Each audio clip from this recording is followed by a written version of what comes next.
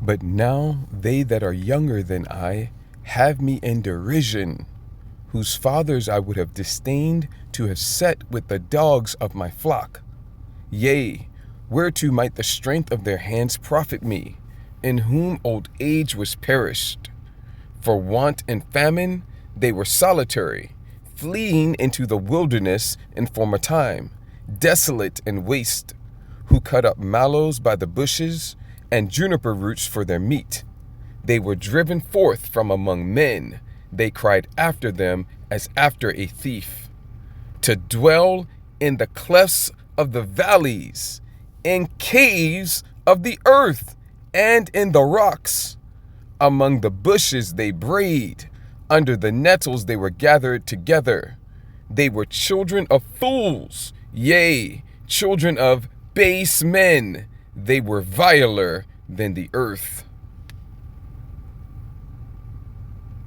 When I see Erica and her strength and her courage, I'm reminded of a famous expression. The storm whispers to the warrior that you cannot withstand my strength. And the warrior whispers back, I am the storm. Erica is the storm. We are the storm. And our enemies cannot comprehend our strength, our determination, our resolve, our passion. Our lineage and our legacy hails back to Athens, to Rome, to Philadelphia, to Monticello. Our ancestors built the cities. They produced the art and architecture. They built the industry. Erica stands on the shoulders of thousands of years of warriors, of women who raised up families, raised up city, raised up industry, raised up civilization, who pulled us out of the caves and the darkness into the light. The light will defeat the dark.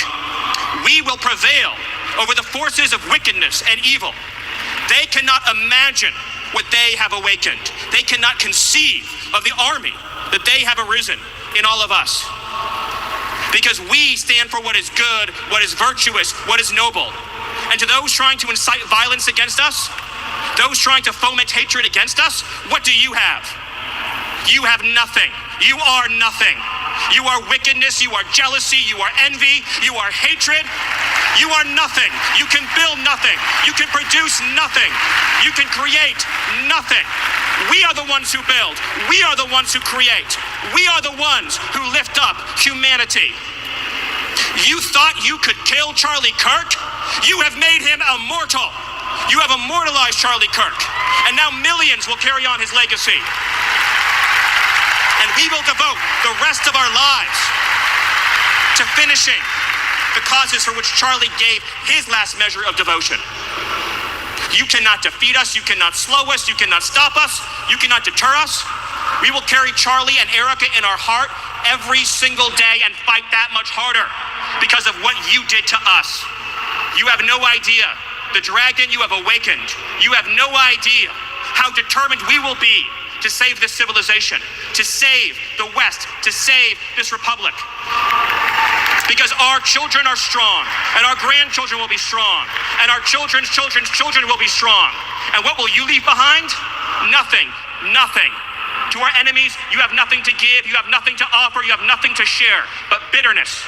We have beauty, we have light, we have goodness, we have determination, we have vision, we have strength. We built the world that we inhabit now, generation by generation, and we will defend this world. We will defend goodness, we will defend light, we will defend virtue. You cannot terrify us, you cannot frighten us, you cannot threaten us, because we are on the side of goodness, we are on the side of God.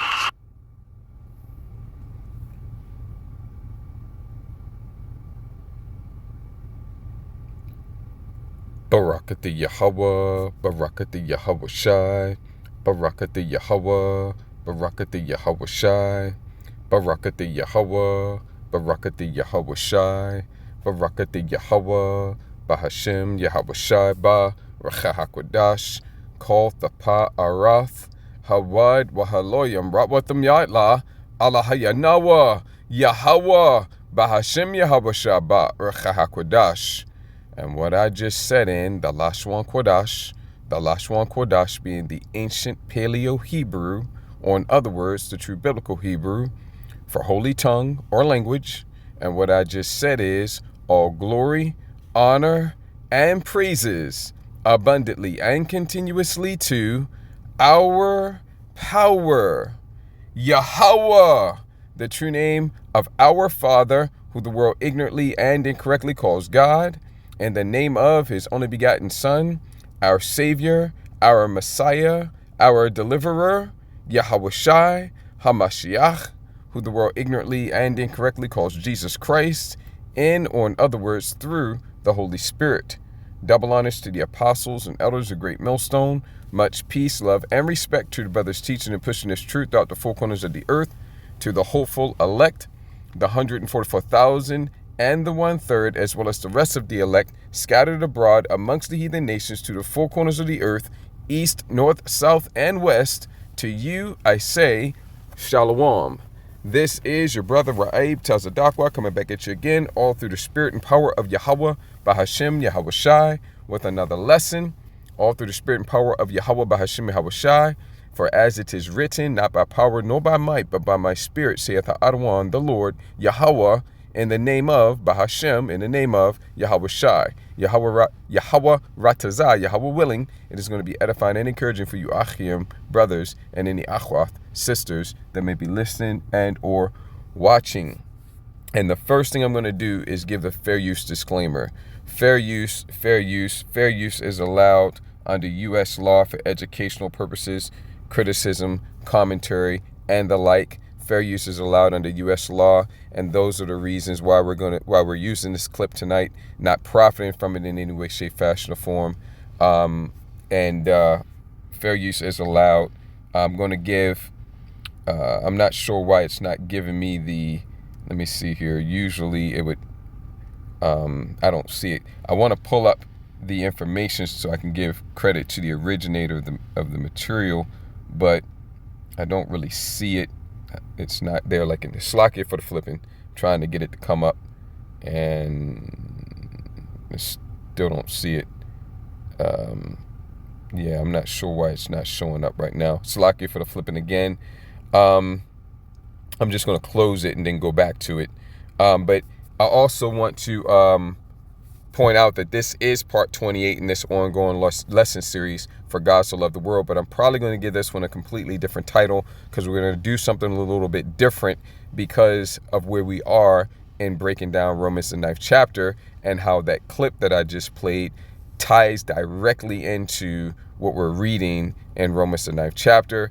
And so I moved through the spirit to kind of do things a little differently right in the middle of Romans the 9th chapter, probably going to wind up being for a couple of parts or so.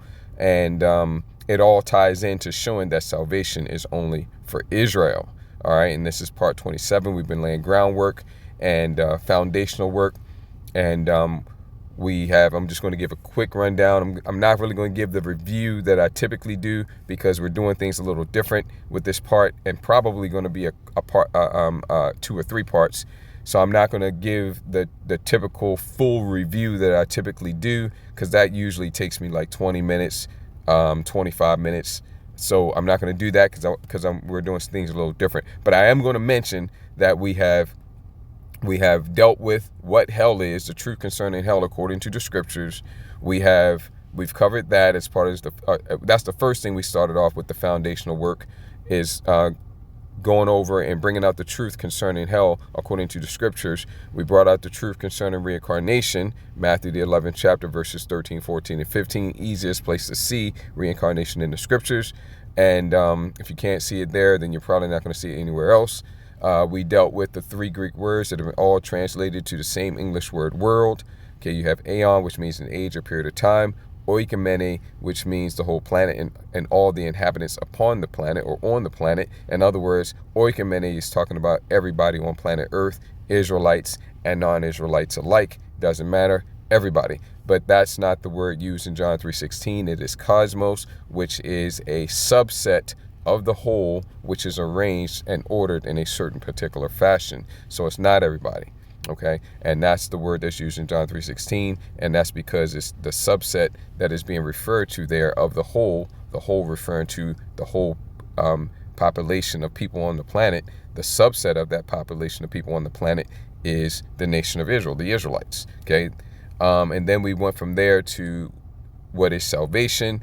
And we brought out that salvation is deliverance, our deliverance, the deliverance of the Israelites, our deliverance from the hands of our enemies, okay, which shows you and proves to you definitively that salvation is only for Israel. And we also brought out that salvation is deliverance from these mortal corruptible bodies. For all of this, we've been doing this. This is part 28 tonight, okay, part 28. So we've gotten tons and tons. You hearing something you don't agree with? We've gotten tons and tons and tons of precepts. And we're going to keep getting precepts. That's all we ever do. Okay? That's all we ever do is get the scriptures and bring out the truth concerning them. Okay? Okay? Because there's a lot of lies concerning the scriptures. In other words, people are not rightly dividing the word of truth. Okay? Whether because they're false, they're doing it intentionally, what I mean by that, or whether because they may be sincere, but they lack understanding. They lack knowledge and understanding, and they have no wisdom. They are not qualified to handle the scriptures like that. So whether it be in sincerity regarding being sincerely wrong, or whether it be intentional. In other words, they know that what they're saying is a false doctrine, but they push it anyway. Either way, okay. So we've got nothing but scriptures. You go check out the parts. This is part 28, okay. Or if you just run away and scoff, it's because you lack nobility. Okay, you're not in the spirit of the Bereans who searched the scriptures, okay, to see whether these things be true or not. All right. So, but anyway, let me get back to it. So we brought out also, that salvation is our deliverance, the deliverance of the Israelites from the hands of our enemies, and the scripture defines our enemies explicitly as being you natural born heathen, who are talking about you can get deliverance and salvation too, which makes zero sense. Okay, because it's not true, right? And then we brought out that salvation, according to the scriptures, is also deliverance from these mortal corruptible bodies, which makes it clear that it's only for Israel as well. And finally, we brought out that salvation is deliverance from the thermonuclear destruction, which is very, very, very nigh at hand. No, we do not know the day nor the hour, but we are commanded, according to the scriptures, to know when it is close. And we've known it's close for quite some time. When I mean quite some time, I mean years. Maybe you could probably even say decades. Yeah, you could say decades. But when you're talking about the end of this age, the end of this aeon, all right, what is decades? Okay, ever since you've been born and you've been living, we've been at the end of the end. Okay, the end time started 2,000 years ago. All right, but we've been at the end of the end. Okay, it isn't going. We are that generation. Okay. All right. And this generation shall not pass till all these things be fulfilled. Right. And when you look at that and you get the understanding, we fit that. We are that generation. So, well, how can it be, the end? How can it be the end when y'all been saying that for decades? Well, it's because the end time events are being fulfilled and unfolding in our lifetime. Okay. We are the generation in which it's all going to be fulfilled. All right. And so, that includes the very last thing to be fulfilled pertaining to this age, which is the thermonuclear destruction, which when it occurs, it's so close that when it occurs, you're for all intents and purposes going to look exactly like you do now. Maybe a little different, maybe a little heavier, maybe a little lighter, depending on how you work out or how you eat. Maybe a few more grays or a different shade of hair if you dye your hair, whatever. You're going to essentially look like you do now. That's how close it is. Okay. Now, is it going to be in September? Is it going to be in another 24 to 36 hours or whatever? Because you got a lot of, what I want to call them, idiots, man. You got a lot of idiots running around talking about the rapture's getting ready to happen on September 23rd. No, it's not. Okay. And I'm not going to get off into all the reasons about, well, number one, no man knows the day nor the hour. And I'm just not going to get off into that because I got a lot of other things I want to cover. But you got people getting into that. No, the rapture's not going to happen yet. All the prophecies are front and center and speaking, but there's still prophecies that need to be fulfilled. They're very close. They could be fulfilled next year or the year after that, but it ain't going to be in the next 24 to 36 hours or whatever, So no, the rapture's not happening. And by the way, the rapture that the pagan Christians talk about, that's not the rapture. That rapture doesn't exist. There is a rapture, if you want to use that word, but that word is not in the scriptures. So why don't you just get back to the wording that's in the scriptures? Okay, there is going to be a catching up or a catching away, but that's the elect of the nation of Israel. All right, and that's not going to occur. That's not going to occur tomorrow. Okay, all right. So anyway, but nevertheless, the thermonuclear destruction is very, very near, very near. So that's what we've covered, the groundwork, and then we're in the final piece of groundwork, which is establishing that there's two groups of Gentiles. One of the groups of Gentiles is a natural-born heathen, and then that would automatically mean that the other group of Gentiles, heathen, foreigners, and strangers, are actually Israelites. And so that's exactly correct. And so once you establish that, and you only need one precept to do it, St. John 7:35, which we brought out in part 15, but we also backed it up with Matthew 18:17, which either one of those by itself establishes and proves that there's two groups of Gentiles, heathen, foreigners, and strangers. And everybody already knows about the first group, which is the natural born ones that do not go back to Abraham, Isaac, and Jacob. So automatically that tells you that the other group of Gentiles, heathen, foreigners, and strangers are actually the Israelites, who are being referred to and called Gentiles, heathen, foreigners, and strangers because they are in a Gentile, heathen, foreign, or strange state of mind. In other words, they're acting like and living like and eating like and doing all the things that the heathen, foreigners, strangers, and Gentiles do. So they're being called heathen, foreigners, strangers, and Gentiles. So once you understand that there's two groups of heathen, foreigners, strangers, and Gentiles, then anytime you see any of those four terms in the scriptures, you must, absolutely must, have to, it's critical that you make sure you know which group it's talking about. Otherwise, you're going to believe and teach damnable heresies, which would make you a heretic. All right. So that's what we've established, and we only needed two precepts to do it. And we did that in part 15. We're now in part 28, and we just been rubbing it in. We just been working that in. Okay. And just digging that understanding, that knowledge and that understanding in deep, because once you understand that, then the whole false doctrine of salvation being for anyone and everyone just just falls apart. Okay, you bring in the understanding of the Greek words that have been translated to world. You bring in the understanding of hell. You bring in the understanding of reincarnation. You bring in the understanding of what salvation is, and you add to that there's two groups of Gentiles. Now you know that. Now you got to make sure you know which group it's talking about. And you always thought it was talking about one group because there's only one group, and now you know there's a second group. How you know? And yeah, salvation is only for Israel, right? So we're in that now, and that's the final piece of groundwork to lay before we move to the next segment of this lesson series, because this lesson series is going to have 3 segments. This is the first segment, and we're in the final part of that. And when I say part, I don't mean parts as in 1, 2, 3, 4. I mean, we're in the final point. Let me put it that way. We're in the final point of the first segment. Then we're going to move to the second segment, and then there will be a third segment as well. And of course, we're getting into different things in each of those segments. Put them all together, and the whole point is made. And you got nowhere to run, nowhere to hide. You got nothing to do other than to just leave. Okay, if you don't want to accept it, because you won't have anything to say. Right? Because everything would have already been answered and shut down. And if you still want to just scoff and disbelieve, well, be my guest, go right ahead, right? There's a heavy major judgment coming with that, but you won't be able to speak against it. Just get out of here, okay? Now, that's the rundown, and that's where we're at, and we're currently in Romans the 9th chapter, breaking down the whole chapter. And in that, because I want to get into that clip, because in that clip, Stephen Miller, who is the deputy chief of staff, I believe he is, for President Trump, he said a hell of a lot.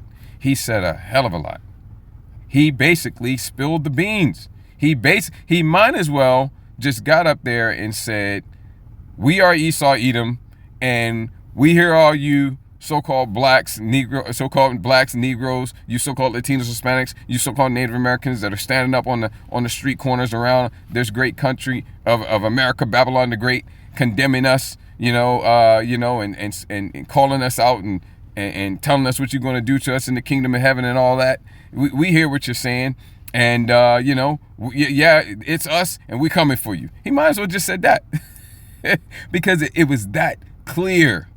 If you have any understanding, and if you're struggling with seeing it that way, well, I'm going to get into it. Okay, I'm going to bring it out, because to us It was that clear. He might as well just, because he did. He admitted to be, they admitted to being the Edomites. So I really want to get into that. But let me, there was something else I was going to do first. Let me see here. Yeah, we got into that. Oh, right. I wanted to show you where we're at in Romans the 9th chapter, and then we're going to get into it. Okay, and we're going to have to touch on this Job 32. We'll come back to it as well. There's a lot in my mind. When I was listening to him speak, there was a lot coming to my mind. Precepts, just lots and lots of precepts, lots and lots of scriptures, lots and lots of points that I want to bring out based off of what he's saying. And I'm not sure. It's like I got too much. It's like somebody's giving you a bunch of things and you're dropping things, right? You're holding as much as you can, but stuff's falling, right? Because it's so much. That's what was going on, and I'm just going to give you whatever the Spirit allows me to retain, because it's a lot. But let me show you where we're at in Romans the 9th chapter, because it ties into what he was saying. Romans 9, we started at verse 1. We came here from Ephesians 2, and we're going to go back to Ephesians 2 when we're done. We've gotten all of this, started at verse 1. We're down at, last night, we got verses 14 through 18, and it's going into the Most High. It's going into the Apostle Paul is revealing how our Father Yahweh is completely and totally sovereign, and he does whatever he wants to do, and there is no free will. Everything's already predestinated and foreordained, and including whether or not you're going to be living your life in wickedness or living your life in righteousness, just to put it simply, right? And that's why, he's bringing out the top two examples of that, which is Jacob and Esau. And Jacob have I loved, but Esau have I hated, even though neither of the children had even been born yet. Neither of the children had done anything good or evil. Even though little baby Esau had not even been born, little baby Esau had never done anything good or evil, our Father Yahweh says, Esau have I hated. Okay, second half of verse 13, right? Verse 11, he ain't doing anything. Esau was still in the womb. He ain't do nothing wrong. He ain't do nothing good. He ain't do nothing bad, right? And even though little baby Jacob was still in the womb, hadn't done anything, yet and still, our Father Yahweh said, Jacob have I loved, right? What shall we say then? Is there unrighteousness with the Most High? Stop being crazy. Of course not, right? So that's what we already got. And then we get down here to verse 19. This is where we're going to dig in, and we're going to read 19 to, we can't get to 22 yet. That's too juicy. We're going to leave that to next time. Let's read 19 to 21, Shalakia. 19 and 21, and then we're going to dig into that clip, okay? Thou wilt say then unto me, why doth he yet find fault? Okay? For who hath resisted his will? Yeah, and another question, rhetorical question that the Apostle Paul asked up here. I might have missed it. Yeah, I think I did miss it. Slaki. Oh, or maybe hold on a second.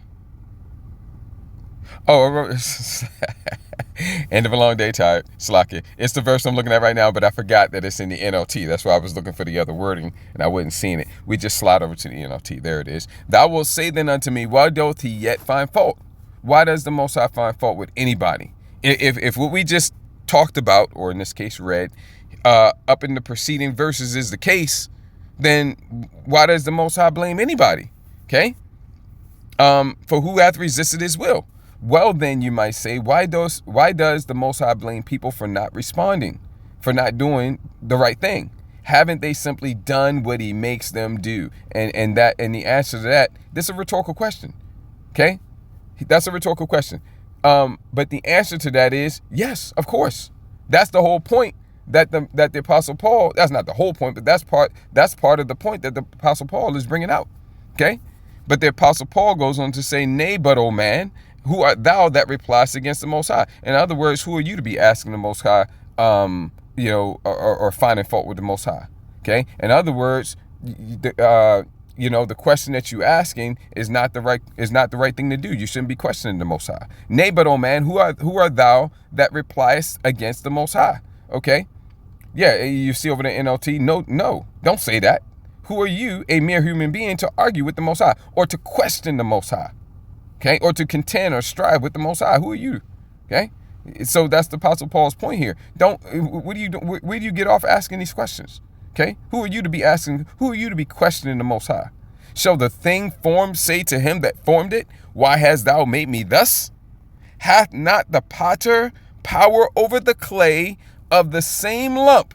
The lump is talking about Isaac, to make one vessel unto honor and another unto dishonor. So from the same lump, Isaac, you had two different vessels come out.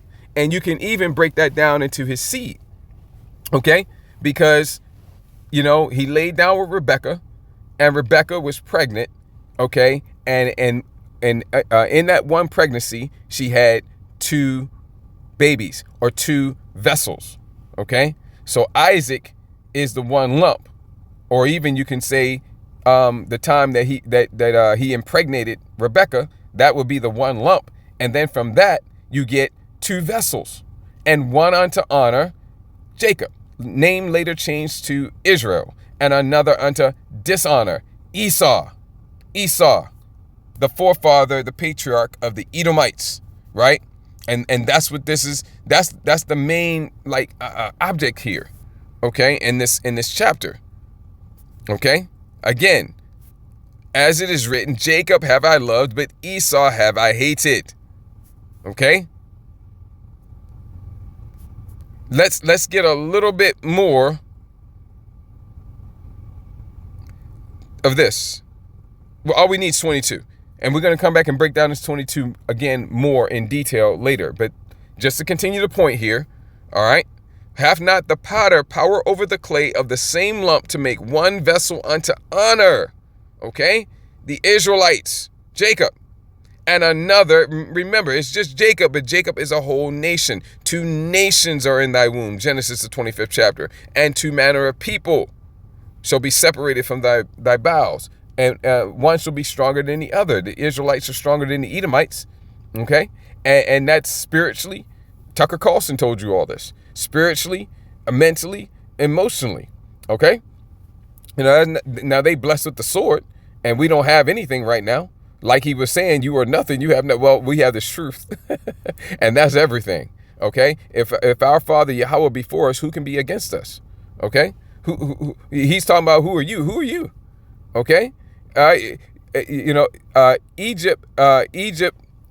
Egypt's men and its chariots and its warriors are but flesh and blood. Okay, modern day Egypt, Revelation 11:8, spiritual Egypt is not talking about literal Egypt. Modern day spiritual Egypt, Revelation 11:8, is America, Babylon the Great.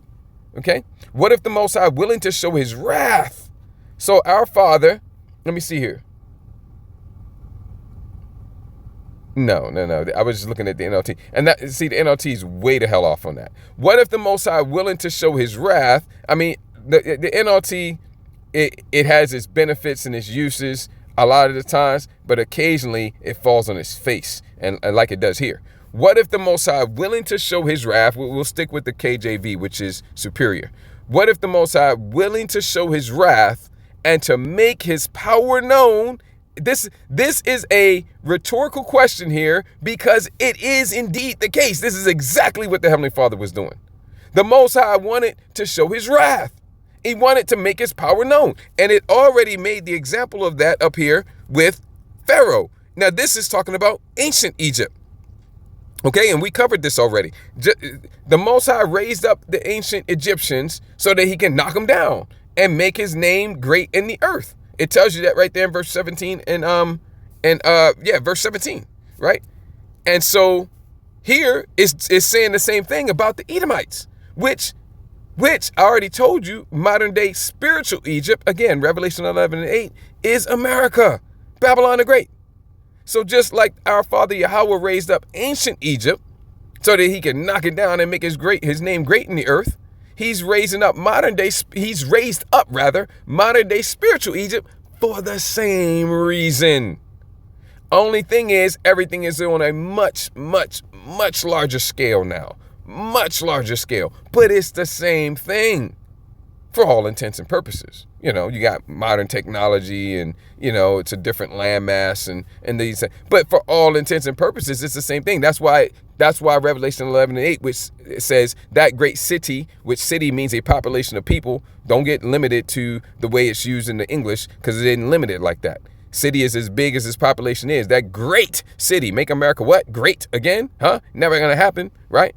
But that great city is America, okay? Which spiritually is called Sodom and Egypt. That shouldn't be too hard. Look on the back of your dollar bill, and everybody knows how the alphabet agenda is pushed from here down the throats of all the other heathen nations, okay? As much as America, Babylon the Great can, okay? A lot of these other heathen nations, especially the ones that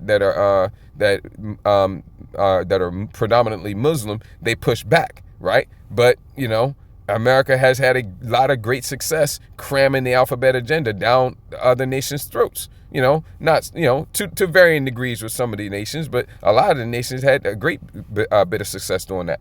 Okay, America is modern day Sodom, and it's also modern day Egypt. Look at the back of your dollar bill; you see that pyramid, and there's a lot of ways you can go into that. I'm not going to get off into that, but there's a lot of ways that you can see that. Okay, what if the Most High, willing to show His wrath and to make His power known, endured with much long suffering the vessels of wrath? Okay, what are the vessels of wrath? What are you talking about, vessels of wrath? I only see two. I see vessels of honor and vessels under dishonor. Well, which ones you think are the vessels of wrath, man? Come on. You got vessels of honor. You think those ones of the vessels of... No, man. It's the vessels under... It's the vessels unto dishonor. The vessels unto dishonor are the vessels of wrath fitted to destruction. And when it says fitted to destruction, that fitted to destruction is... It means that's what they're created for. They're created to be destroyed. They're made to ultimately be destroyed. That's what it means in 2 Thessalonians, the 2nd chapter, where it says the son of perdition. The son of perdition, which means destruction. Okay? All right. The man of sin, Esau. The son of perdition, Esau. All right. That means they're made to be destroyed. And it says Esau. It's in the singular. But remember, Esau is a whole nation. Okay? This is a nation. The biblical Edomites being referred to in the singular, being called by their forefather's name. It's talking about the whole nation of Esau, Edom. The vessels of wrath fitted, created for destruction.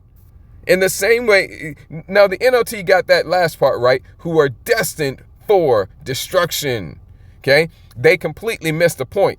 In the same way, even though the Most High has the right to show His anger and His power, He is very patient with those on whom His anger falls. That's laughable. Okay? It's not that He's patient with them. It means He made them to do a job, Proverbs 16:4, and they need to do that job, and it's going to take, you know, from a human perspective, a long time for them to do it. Thousands of years. It's going to take thousands of years for them to do it. So whereas ordinarily the Most High would come in and judge, He's patiently not judging them because He made them to do a hell of a lot of wickedness, and He's given them the time to do the job that He made them to do. So He's given them the time to do that wickedness. And so that's where the long suffering's coming from. The Heavenly Father is being patient for them to fill up the measure of their wickedness so that then they warrant and deserve the judgment that He's going to give them, which is max judgment, because the Heavenly Father would never bring that type of judgment without cause. So the Heavenly Father is giving them the time, and He's patiently waiting for them to do the dirt that he created them to do, so that then He can give them the judgment that He wants to give them. Because again, what if the Most High willing to show His wrath? And that's exactly it. He wants to show His wrath, but they have to do the dirt. They have to do the crime to get the punishment. So what if the Most High was willing to He wants to show His wrath and to make His power known, and so He created the wicked for the day of evil. Proverbs 16:4. And now the Heavenly Father has been patient all these thousands of years while the wicked has done the wickedness that they were created to do, building it up, doing more.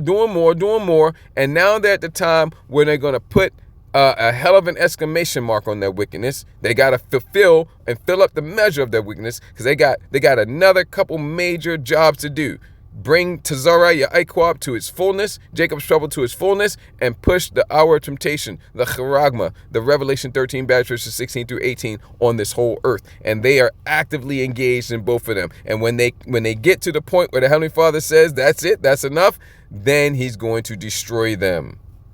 And so that's the enduring with much long suffering. He's given them the time to do the dirt he created them to do, so that he can then turn around and give them the judgment, which is max level judgment.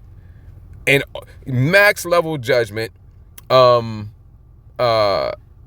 no constraints. In other words, because there's different degrees, you can say, well, within this, on this level, this is the max. But there is a level above that. So if you go on a level above that, then that's not the max. See, so no, this is on the highest level of max judgment. But they got to do the dirt first. And they've done a hell of a lot of dirt, but they got to finish it with those last two things, which are, those two things are the coup de grace. And like I said, it's a hell of an exclamation mark. Okay? That's what this is talking about. And the vessels of wrath fitted, destined for destruction. That's the biblical Edomites. And this dude right here, we're going to get into it now. This dude right here, Stephen Miller, he admitted that they are the vessels of wrath fitted to destruction. You just got to have the understanding. He admitted that. He just told the whole world, yeah, we're the Edomites. That's what he just said. And it's like, it makes sense, because when you go here to 2 Thessalonians 2, it makes sense that he would say that. Because if you have a bad guy, but the bad guy has like an alias, or he has what do you want to say, a secret identity or something like that, you know? And it's like he can go around and a lot of people don't really realize he's the bad guy. So he can kind of go around and pose as maybe a good guy. Right. And then once he gets exposed, well then, and while he's pretending to be the good guy, he'll seem to do some things that are good. He'll seem to do some things that are beneficial. But once he gets exposed, well, then now he has no reason to keep the charade up anymore. He just drops the charade and he lets it all hang out. Yeah. I mean, in a situation where you might find yourself out in public, and maybe you're surrounded with some people who are less than savory, let's say, and you kind of feel that in your spirit, and but you can also tell that they kind of trying to pretend like they not for whatever reason. You know, you probably don't want to let them know that you realize, or you see them for the scumbags that they are. Because if you do that, then they got no reason to keep the charade up. They drop the charade and then they just let it all hang out. So a lot of times in situations like that, it can be good to just kind of like go along with the act for a little bit and then get the hell out of Dodge. But see, here he's exposed, and this is the reason why.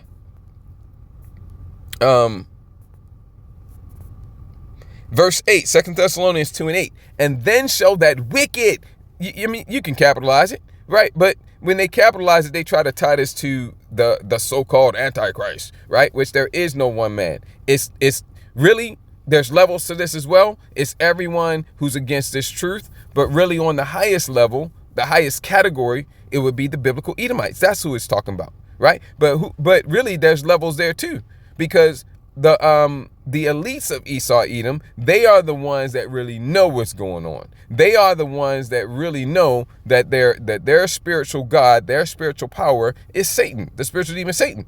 They know that. They know they're the Edomites. A lot of the Joe Sixpack type Edomites, they don't really know. They've lost that information, right?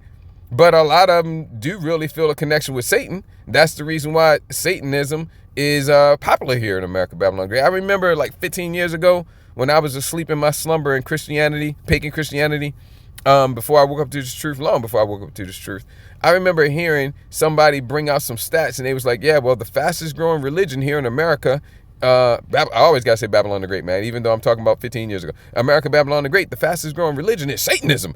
And I was like, what? I was like, come on, I didn't know what to do with it. I found that hard to believe. I was like, nah, man, I don't see that. This is a Christian nation. This is a God-fearing nation, right? I just don't see that. But you know what? It stuck with me. For whatever reason, I know why now, because the spirit within me was like, yeah, you know, there's something to that.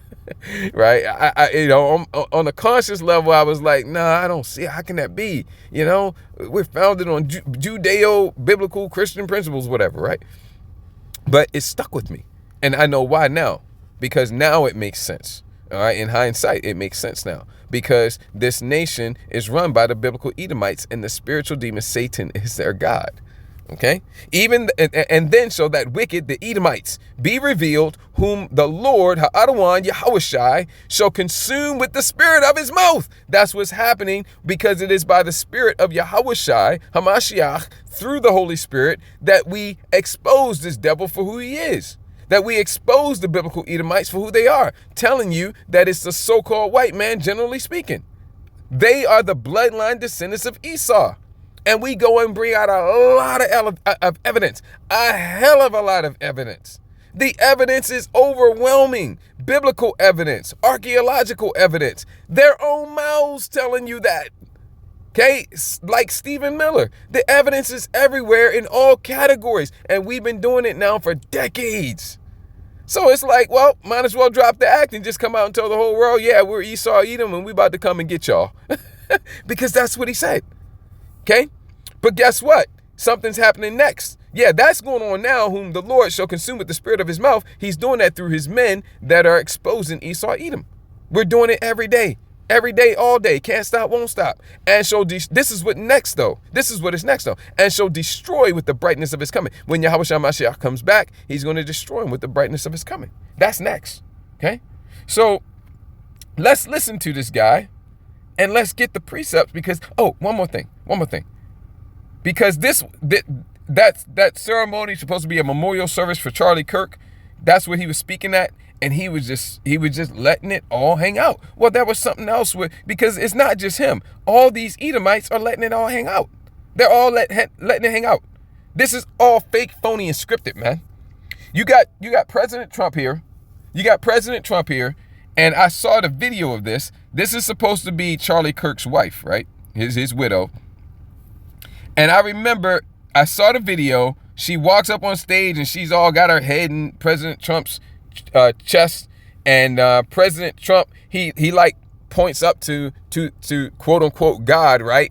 And kind of points up to God, like kind of like giving God the glory type of thing. And then he whispers something at her, and he kind of whispers something at her, and it kind of whispers something more, and then she puts her head down and puts her hand up like this. In other words, like he's pointing up to God, and she's doing it too. But when she points up to God to give God, quote unquote God the glory, this is the hand sign she makes. See that? And that right there, everybody should know, that's the devil horn sign. That's the Baphomet sign. Basically, that's showing satanic worship right there. Okay? Nobody points up to heaven to give the Most High glory, right? And makes that symbol. Nobody. Right? Showing you that when America, Babylon the Great, says, in God we trust, the God they're talking about is Satan.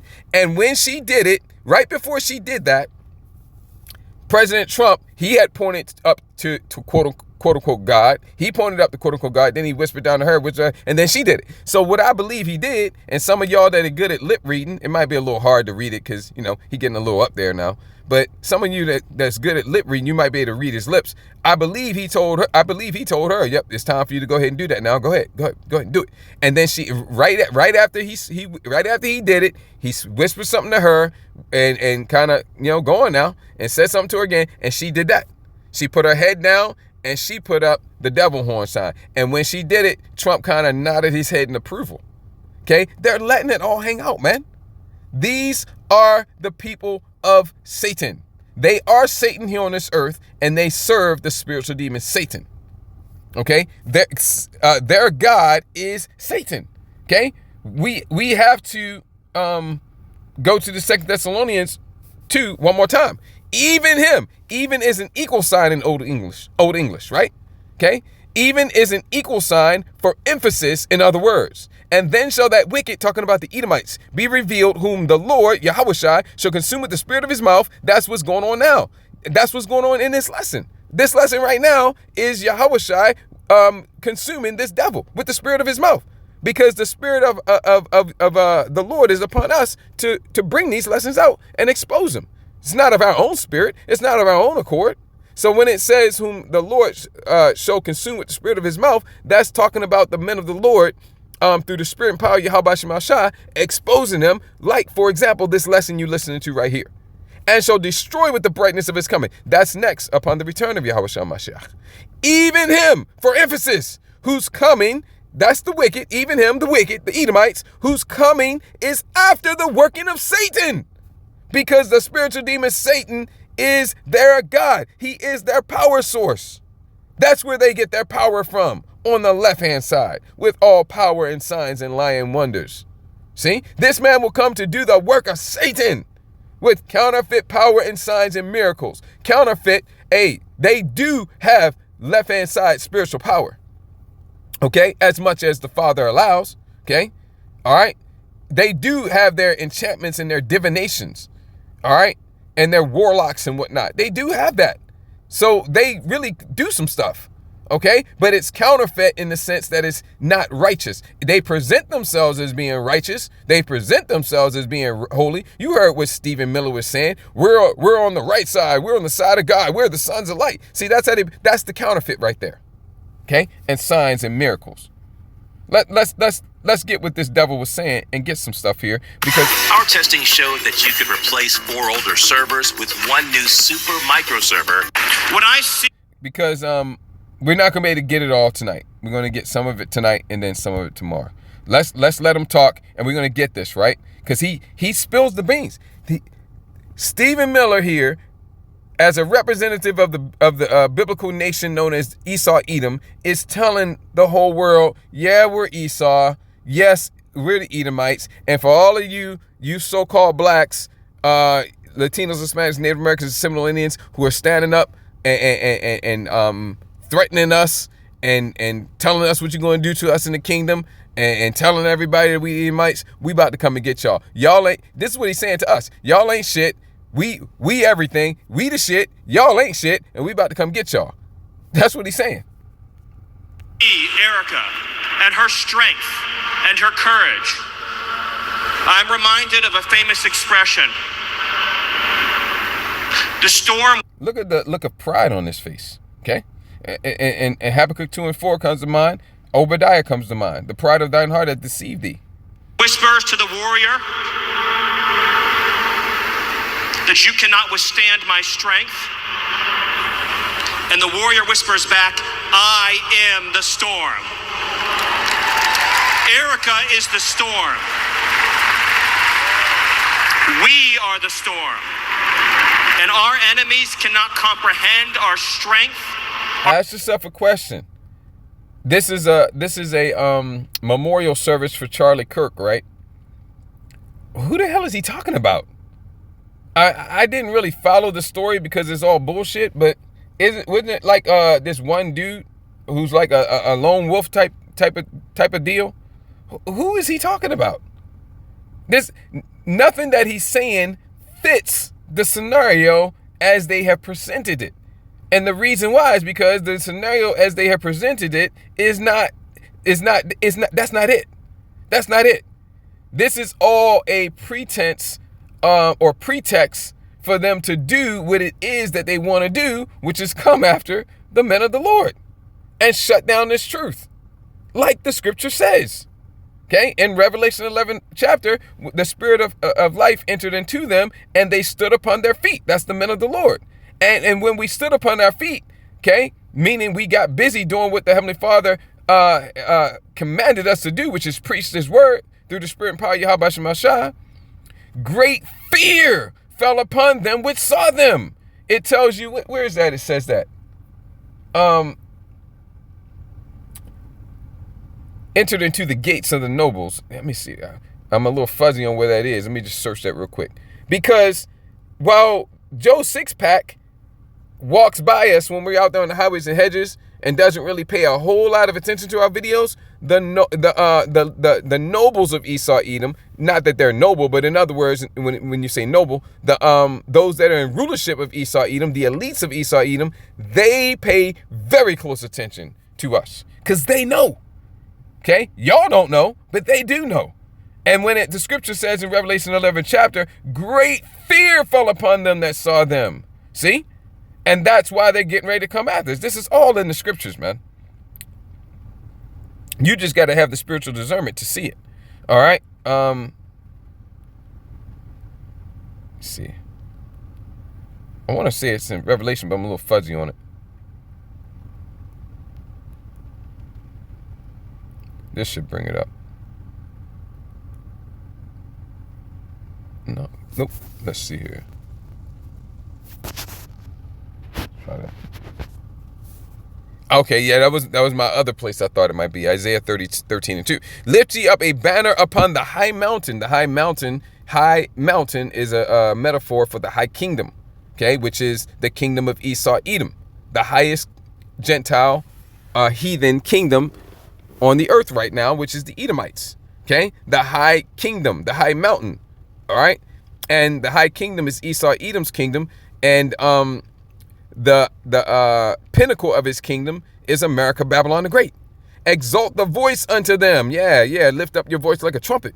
Shake the hand. In other words, tell them off. That's them being consumed with the spirit of Yahushai's mouth. That they may go into the gates of the nobles. Right, that's it. Those are the ones that have that great fear. Okay? And now they got their plans to do something about it. Okay? And no reason to have any pretense anymore because, well, cat's out of the bag. You've exposed us, lift up the skirt, make bare the leg, pass over the rivers, Isaiah the 47th chapter. All right, fine. We've been trying to hide. You ain't letting us hide. We're just going to let it all hang out. Yep. We're the villain. We're the devil. We're the Edomites. And we're coming for you. That's what he's saying. Our determination, our resolve, our passion, our lineage and our legacy hails back to Athens, to Rome, to Philadelphia, to Monticello. Our ancestors built the cities. They produced. I am the storm. He just told everybody that they're the Edomites. Let's listen to that again. Let's put some closed captions on. He just told everybody. Okay? Drop the mic. Erica is the storm. We are the storm. And our enemies cannot comprehend our strength. That's the reason why they say civilization began with the Greeks. Everybody knows there was a lot of civilizations before the Greeks. So how the hell they talking about civilization began with the Greeks? They're talking about their civilization. Okay? Because before that, they really, that's where Job the 30th chapter comes into play, right? That's why I got that, all right? When it talks about they were children of fools, they were children of base men, that's them. They didn't do anything of any note on any type of level at all right? Until they got in power as the Greeks. That's why they say civilization began with the Greeks. They were uncivilized. Our determination, our resolve, our passion, our lineage and our legacy. Our lineage and our legacy. Lineage goes into your genealogy according to your forefathers. That's your genealogy. In other words, tracing your genealogy up through your forefathers, going, my father to my father to my grandfather to my great grandfather to my great great grandfather to my great great great great grandfather, all the way up, and they get to Esau. They are the Edomites, and he's telling you that plain talk. Hails back to Athens, to Rome. Our lineage hails back to Athens. Athens, wasn't that like one of the cities, in the Greece? Right. He's just telling you that their lineage hails back to ancient Greece. Ancient Greece. Let's let him say that again. And then he's going to say Rome. He's letting it all hang out. Our enemies cannot comprehend our strength, our determination, our resolve, our passion. Our lineage and our legacy hails back to Athens, to Rome, to Philadelphia, to whatever on the other ones, man. To Athens, Greece, to Rome. Okay, because that's the reason why they say civilization began with the Greeks, because that's the first time they did any goddamn thing, and that's the first time they got cleaned up, right? And then he goes on to say Rome, and that's the reason why, even though they're two separate, sequential. In other words, first this one, that one's over. Is it done? It's finished. Good. Okay, can't start this one until that one's finished. Is it finished? Yes, it's finished. Okay, now we have this one. That's sequential. This one first. When that one's over, then you can have the next one. See, they're not simultaneous. So why is the Greek Empire and the Roman Empire spoken of in the same breath? Why do you hear them talking about a Greco-Roman Empire? The reason why is because of what he just said. It's the same people ruling in both empires. When I say same people, I mean literally the same people. I mean the same nation. It was the biblical Edomites ruling in the Greek Empire, and it was the biblical Edomites ruling in the Roman Empire.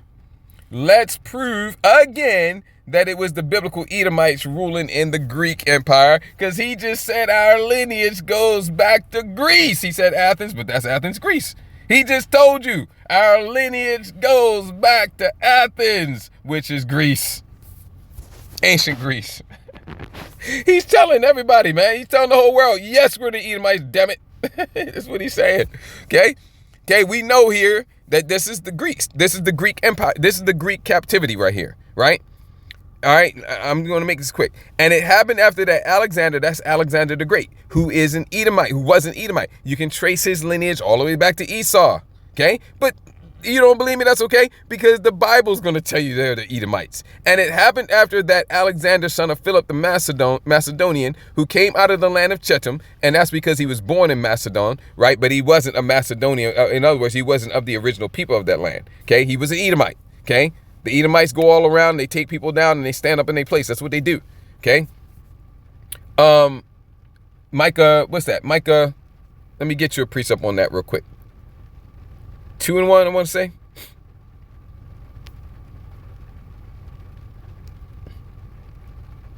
No, this is good. Yeah. Yeah, this is good. And they covet fields and take them by violence, and houses and take them away. So they oppress a man and his house, even a man and his heritage. And you can put this with Sirach, the 12th chapter. Yep. Sirach, the 12th chapter. It says that in there as well. Set him not by thee, lest he stand up in thy place. Okay.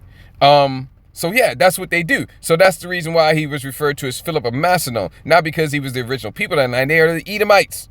The father, Alexander, he can be his lineage, like Stephen Miller just said, our lineage goes back to Athens, Greece. You can trace the lineage of Alexander through his father Philip the Macedonian all the way back up to Esau, who came out of the land of Chetam, had smitten Darius, king of the Persians and Medes. Right, because you had the Babylonian Empire, then the Medo-Persian Empire, and you have Medo-Persian, but that's because they are simultaneous. They were ruling together. That makes sense. Greco-Roman, that's different. They weren't together. Right, but it was the same nation each time. Oh, okay, that's why that's dash. That's why that's Greco. Oh, right.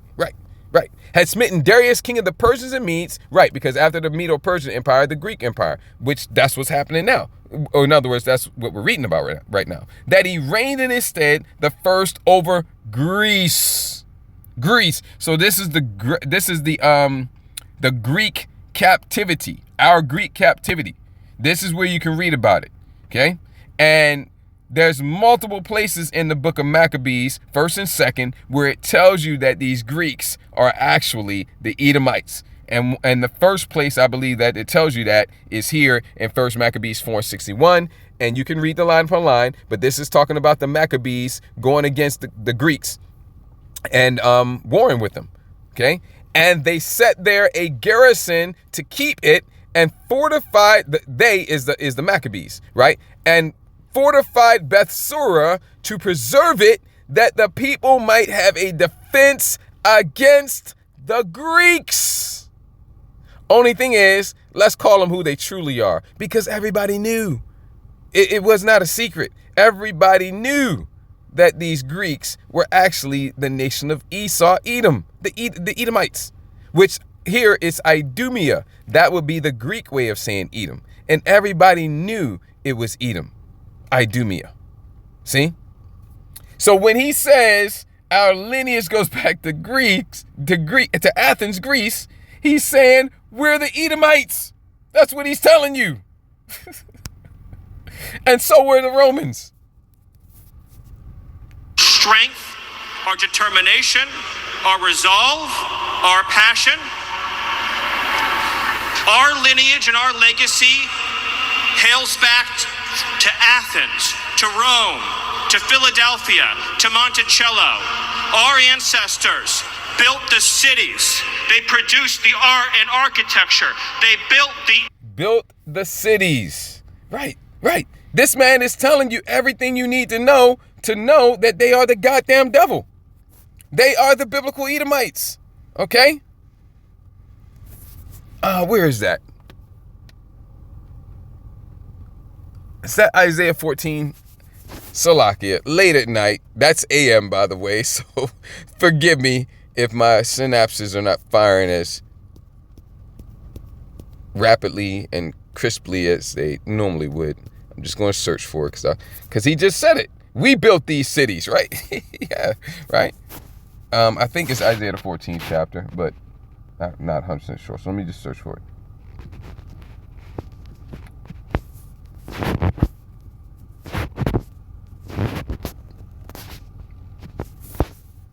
Let me see here.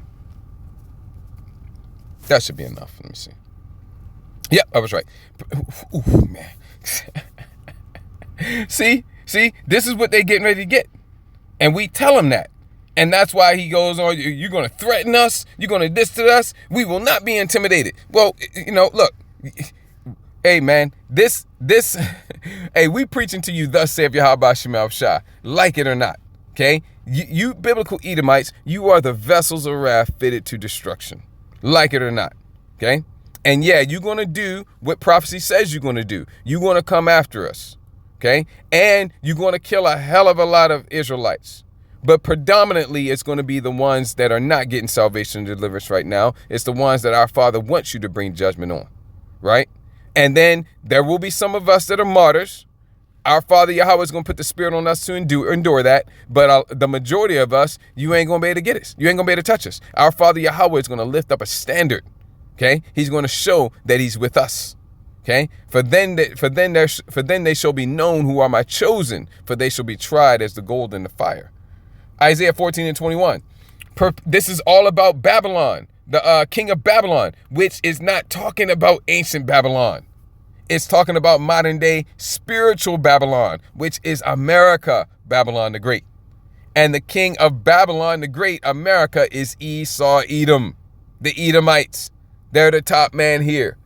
So when it says, prepare slaughter for the his refers to Esau, his sons, right? But yeah, their daughter's going to get it too because they with him. And they ain't innocent.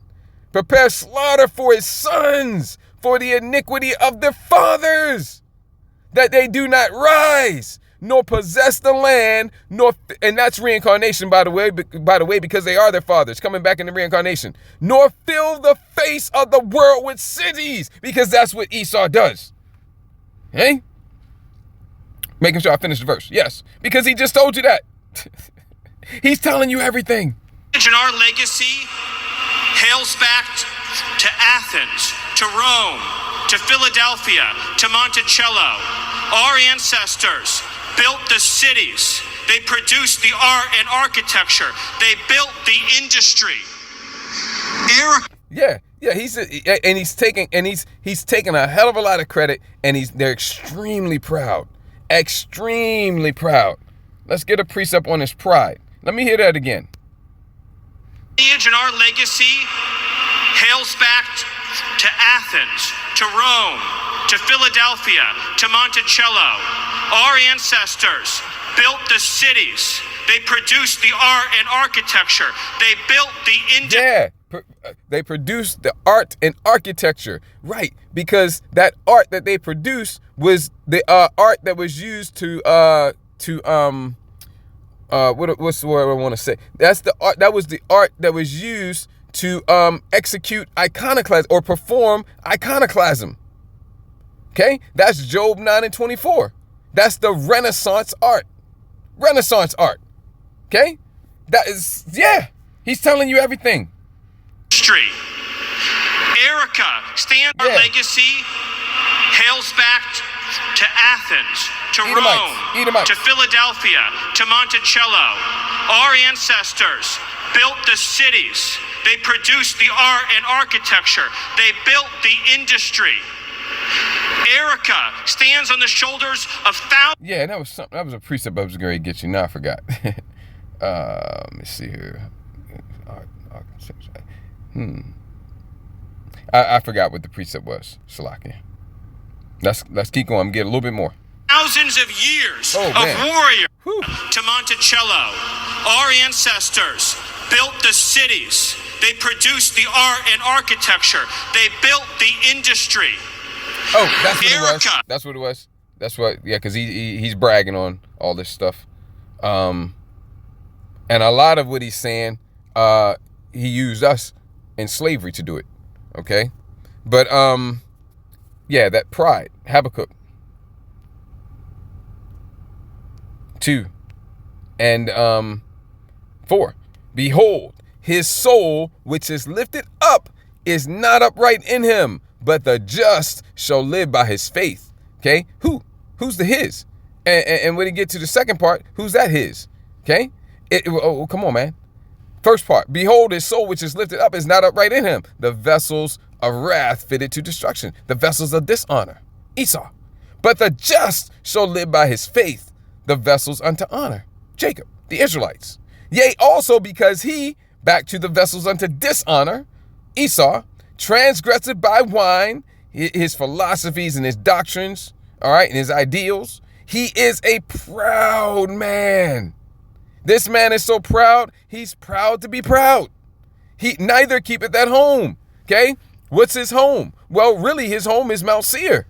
That's the land that was given to him. Genesis 36:8. Thus dwelt Esau in Mount Seir. Esau equals Edom. Okay? Esau equals Edom. Okay? So you can speak about that nation in the singular. You can call them Esau. But that's Edom. Esau is Edom. Genesis 36:8. And he is a proud man, neither keepeth at home. He's not there. Where is he? Everywhere else. Who enlarges his desire as hell, meaning the grave. You can line up everybody on the planet and lay them all down, and the grave, the earth, the ground is going to swallow up all those bodies. And not bat an eye. Okay? You cannot fill up the grave. You cannot fill up the grave, and just as you cannot fill up the grave, you cannot fill up Esau, Edom's covetous desire. And is as death. He's equated to death and cannot be satisfied. Insatiable. But gathereth unto him all nations. He's got to have it all. And heapeth unto him all people. Okay? We got that pride, man. But this all comes right along with it. Architecture. They built the industry. Erica stands on the shoulders of thousands of years of warriors, of women who raised up families, raised up city, raised up industry, raised up civilization, who pulled us out of the caves and the darkness into the light. The light will defeat the dark. I gotta get the caves. You see it there on the closed captions. He mentioned of thousands of years. Okay? I'm not gonna get that this time, man, because it's too deep. We gotta go to Revelation, the 12th chapter. And we're at 1 hour and 10, and I'm not gonna go much longer, right? But so we got it because he mentioned that thousands of years. I'm gonna save that to the end where he talks about you've awakened the dragon. And that's when we're gonna go to Revelation 12, right? He's telling you everything, man. He's telling you everything. Oh my goodness. Oh my goodness.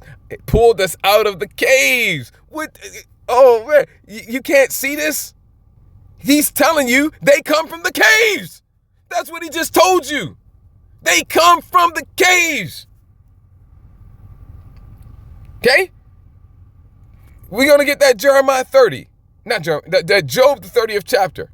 We're going to get Obadiah. And there was another one I was going to get too. That was another place too. Where was it? Let me see here. You got the Obadiah, and you got the Jeremiah. I thought there was another place I wanted to show you there as well. That's good. That's good. Okay, let's go to the Jeremiah. I keep saying Jeremiah. Let's go to the Job 30. Okay, you see it, right? I want you to hear it again. He's telling you everything. My closed caption is gone. Let me back it up. Let me let you hear it again.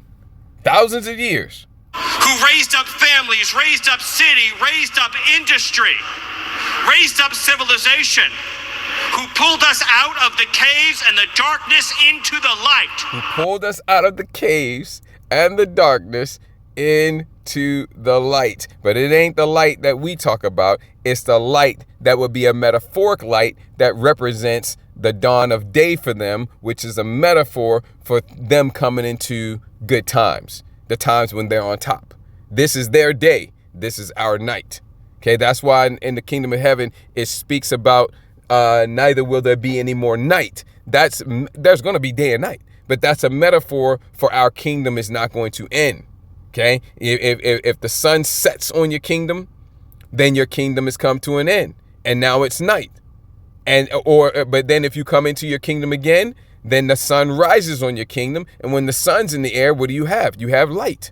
See, so that's what he's talking. Out of the caves, out of the darkness, and into the light. But when he says out of the caves, he's talking about literal caves. That's what he's talking about. Okay? Thousands of years out of the caves and into the light. Out of the caves. He's telling you everything.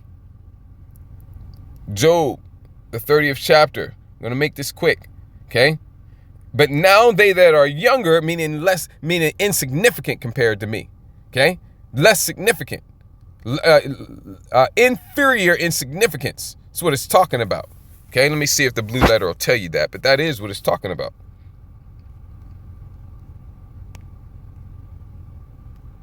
Job was an Israelite. Of course. But for anybody that needed to hear it, let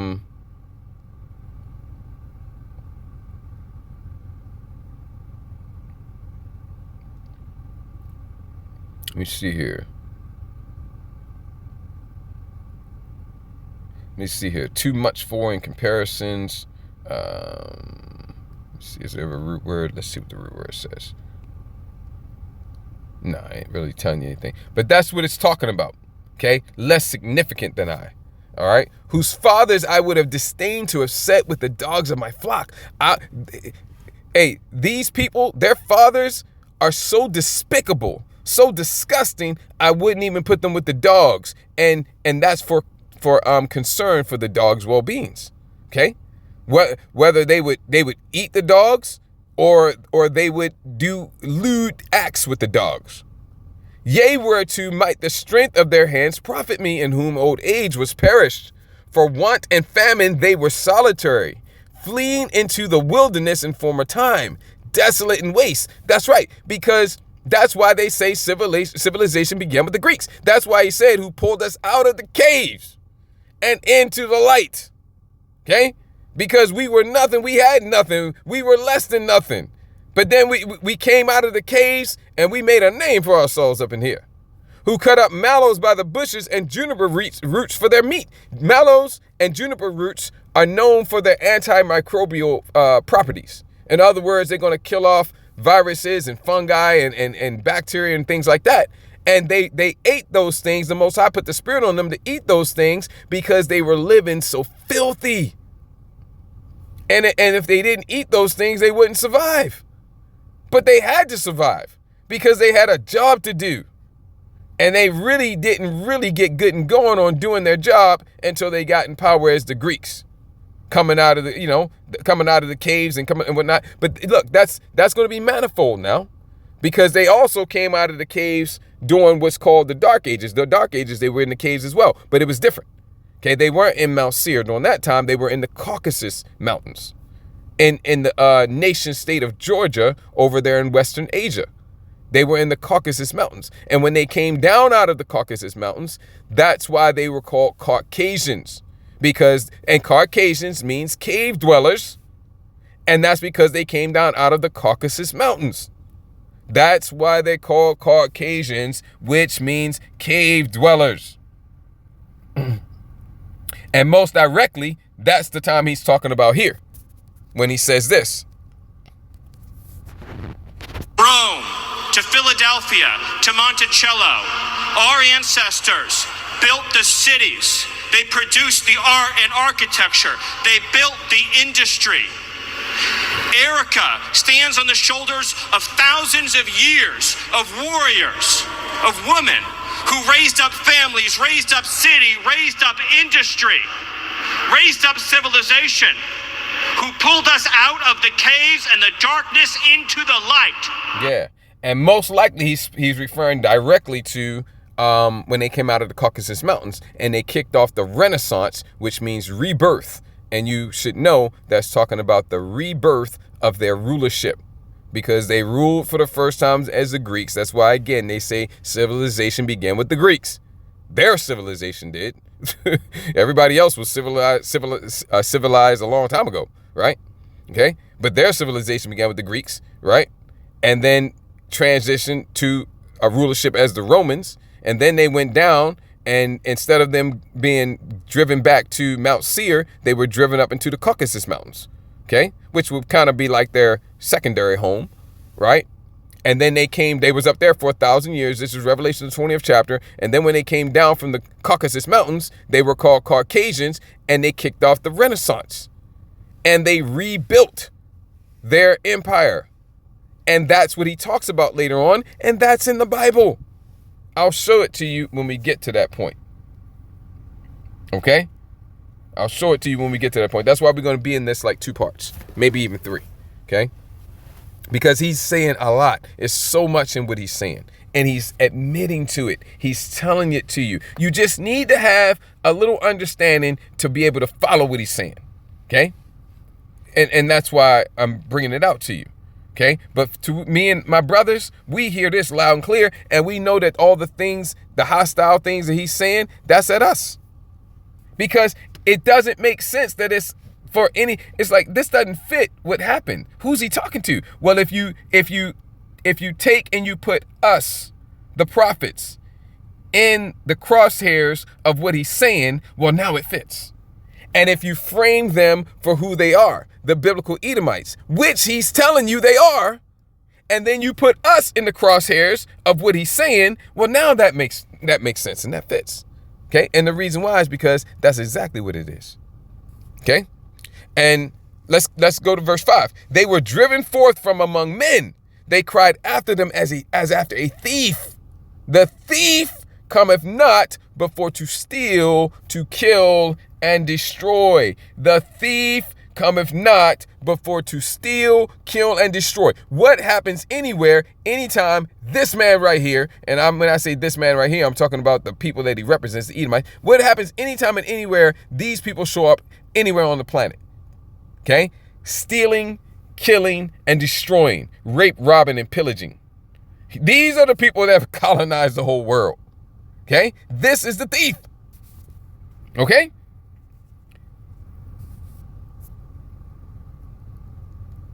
They were driven forth from among men. They cried after them as after a thief. That's because they are the thief. To dwell in the cliffs of the valleys, in caves of the earth, and in the rocks. Okay? They are the ones that dwell in the caves of the earth and in the rocks. That's why they're cave dwellers, Caucasians. And before that, their number one primary home, which they haven't been back to, is Mount Seir. And they're never going back there, because in the kingdom of heaven, they're going to be in hardcore, brutal slavery. And after that, 1,000 years of that, they're going to be ended. That land is going to, I believe it says in Obadiah, that land is going to Judah, the tribe of Judah. Let me see if I remember that correctly. So that, when they got driven up to Caucasus Mountains, they didn't go back to Mount Seir. They were in the Caucasus Mountains, and they ain't going back. Where was I looking at? Obadiah, right? Yeah, I think it says that in Obadiah. Give me a second here. They ain't going back to that land. That is their land. But they that's why it says again, Habakkuk 2:5, neither keepeth at home.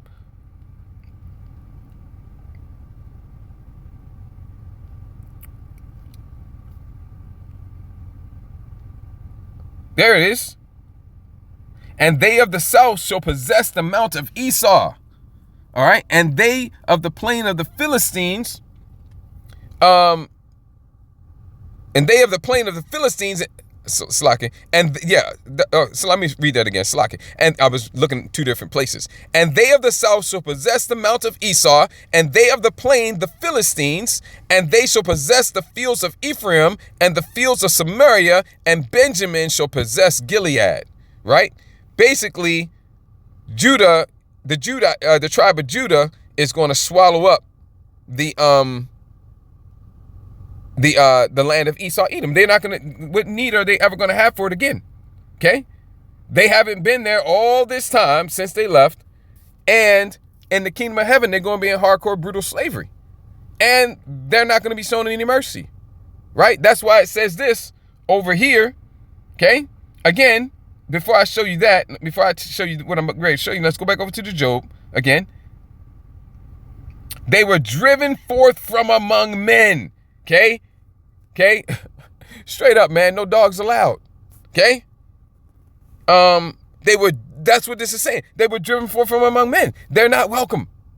When they're seen to be who and what they are, they're not welcome. That's the reason why the devil always wants to present himself as something other than what he truly is.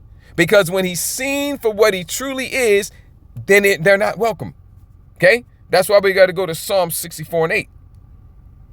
Everybody wants to get rid of them. 64:8. And this is a perfect example. What we're about to read in Psalm 64:8, this is a perfect example. He is telling everything. His own tongue is falling upon themselves. Psalm 64:8. So they shall make their own tongue to fall upon themselves. Okay? Their own tongues will ruin them. See? Because that's what he's doing. He's telling you everything. All right? All that see them, everybody that realizes who they are, that sees them for the man that they truly are, all that see them, Salaki, I'm just checking something out here. All that see them shall flee away. All right? Why is everybody been in love with the goddamn devil for all these centuries and whatnot? Because they didn't know who he was. That's why, again, getting to the 2 Thessalonians 2, and then shall that wicked be revealed. But once he's revealed, once he's seen to be who and what he truly is, no one wants anything to do with him. They all want to run him away. They want to get him out. They want to get him out, basically evict him. Okay? And that's what's going to happen. That's why we got to go over to Isaiah 14. Again, we already been here. We'll come here again. Okay? Let's look at verse 7. Okay? Let me see. This is all going into Esau, Edom. We could get to verse 7, but I don't want to start up too high. I'm getting ready to wrap it up. We're running up on 1 hour and 25. So, let me get straight to the point I want to make. Yeah, here it is. This is it. All the kings of the nations, in other words, all the other heathen nations, okay, except Esau, even all of them, except Esau, lie in glory. In other words, this is after the first 1,000 years of the kingdom. They've already paid for the controversy of Zion. They've gotten their judgment. And it's been harsh and brutal and rough and vicious. But now it's over. The 1,000 years of paying for the controversy of Zion is over. And now each of the kings of the nations, even all of them, lie in glory. In other words, they're allowed to return to their allotted lands, the lands that are given to them for their use. They don't own the land. They don't own themselves. All of them and the land and everything they make is ours. But they're allowed to go back to their land and use it. Their allotted land. It's our land. They're ours. They are ours, and the land they're on is ours as well. They and the land they're on are both ours. But they're allowed to go back to their allotted, designated land for their use and do them, as long as they keep the laws, commandments, and statutes and continue to serve us and give us the best of everything they got continually, nonstop. As long as they do those two things, everything's going to go really, really well for them. Everyone in his own house. But thou, not you, Esau, art cast out of thy grave like an abominable branch, a disgusting, reprehensible branch. And as the raiment of those that are slain, abominable, thrust through with the sword, that go down to the stones of the pit as a carcass trodden under feet. Yeah, no, that's abomination. You avoid that. You don't want nothing to do with that because it's abominable and it's highly unclean. Thou shalt not be joined with them in burial. Yeah, you're chased out of the earth. And this sense here, in the max, to the max. Okay? In other words, chased out of the earth to the point that you ain't here anymore. Because thou hast destroyed thy land and slain thy people, the seed of evildoers shall never be renowned. And that rolls right into what we already got. Prepare slaughter for his children, his sons, for the iniquity of their fathers, because they are their fathers, that they do not rise. Reincarnation is biblical. Nor possess the land, nor fill the face of the world with cities. They ain't never doing it again. We built these cities. Yeah, okay, yeah, you did, but you ain't never doing it again. For I will rise up against them, saith Yahweh of hosts, and cut off from Babylon, America, the name. No more name. No more memorial. Okay? No more. Well, let's have a moment of silence for the Edomites. Let's have a moment of silence for all that they did in their pride and their wickedness. How they raped, robbed, and pillaged. No one's ever raped, robbed, and pillaged like the Edomites. Let's have a moment of silence. Light a candle for. No, ain't happening. And a remnant. Not going to be a remnant left. Not enough of them to leave a remnant. Well, what about maybe just a few? And son. Nope, the son. The name cut off. The remnant cut off. By Yahweh. For I, Yahweh, will rise up against them, saith Yahweh of hosts, and cut off from Babylon, America, Babylon the Great, the Edomites, the name, and remnant, and son, and nephew, saith Yahweh. Meaning, our father Yahweh is saying he's going to cut off from Esau, Edom, everything and everyone. None will be left. See, this is why they coming after us like this. This is why he's so hostile. We're the ones he's talking about. Right? Obadiah 18. And the house of Jacob shall be a fire, and the house of Joseph a flame, and the house of Esau, yeah, his house right here, Esau's house, for stubble. And they, Jacob and Joseph, the Israelite men, shall kindle in them and devour them. See, this is the threatening he's talking about. And this is how it makes sense. Otherwise, if you're just looking at that goofy dude who supposedly did what he did to Charlie Kirk, it don't fit. It's like, man, who's he talking to? This don't make no sense. Why is he talking like that? Right? But if you take him out and put us in, and you put over his head the label of Esau Edom, now everything makes sense. Okay? And now it also makes sense why Trump is having that actress put up the devil horn signs when she's supposed to be giving glory to quote unquote God. And there shall not be any remaining, no survivors. NLT does a good job on this one. Of the house of Esau, for Yahweh has spoken it. The people of Israel will be a raging fire, and Edom a field of dry stubble. The descendants of Joseph, the Israelites, will be a flame roaring across the field, devouring everything. There will be no survivors in Edom. I, Yahweh, have spoken. This is our Father's will. And it is already done, and it cannot be altered nor changed. It is already done in the spiritual realm, and it's about to be fulfilled in the physical.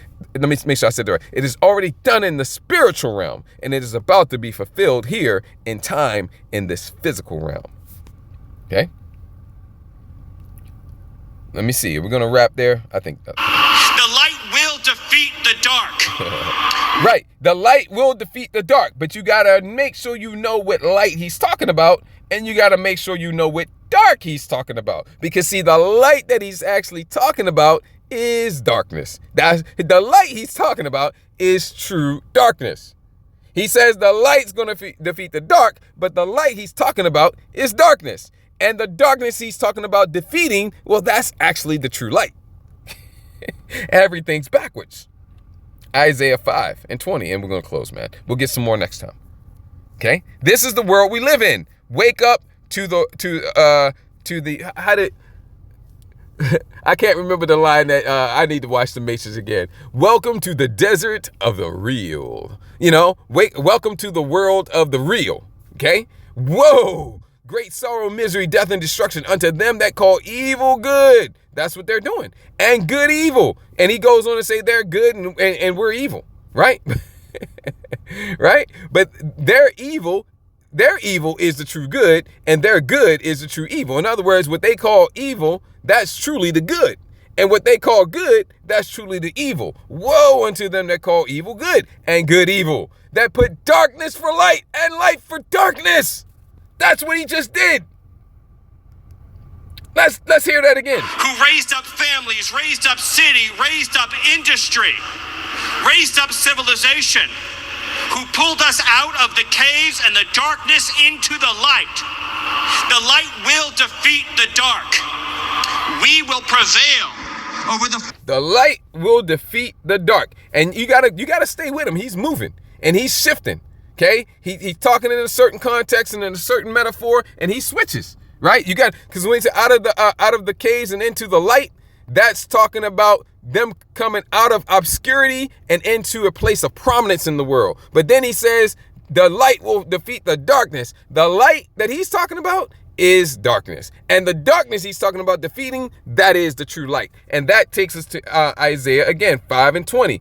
Woe unto them that call evil good and good evil, that put darkness for light and light for darkness. That's exactly what he just did. That put bitter for sweet and sweet for bitter. Woe unto them. And might as well get 21. Okay, and you can keep going, but I'm going to stop there. Let's get 21, we'll stop. Woe unto them that are wise in their own eyes and prudent in their own sight. Whew.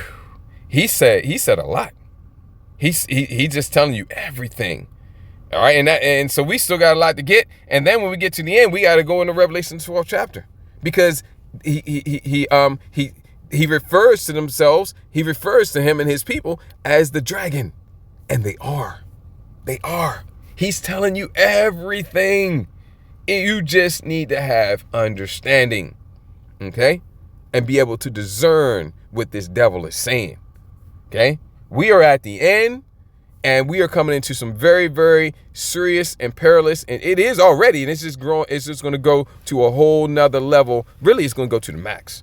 It's already perilous, dangerous times, but it's about to go all the way to the max. And we're going to need divine protection, and we're going to get it through the spirit and power of Yahweh, Bahashim Yahweh, Allah Hayanawa, Abanawa, the Holy One of Israel. And with that, I'm going to go ahead and wrap this up. Before I do, I want to give all glory, honor, and praises to Yahweh, Bahashim, Yahweh Shabbat, Rechak Wadash. Double honors to the apostles and elders, a great millstone. Much peace, love, and respect to the brothers teaching and pushing this truth throughout the four corners of the earth, to the hopeful elect, the 144,000, and the 1/3, as well as the rest of the elect, scattered abroad amongst the heathen nations to the four corners of the earth, east, north, south, and west. Okay, Salakia, got a little distracted. Like I said, man, end of a long day, and my mind was thinking about multiple things. But Yahweh Razai, this lesson was edifying and encouraging to you, Achim, and the Achwaf that may be listening and or watching. Ayashmi Akuna, Azanul Shemai Shemai, let him who has ears hear. Kwam Yasharala, Baba Kusha, Abai Baba Aitha, Wakal Adawam. Shalom Lahabacharium, Shalom.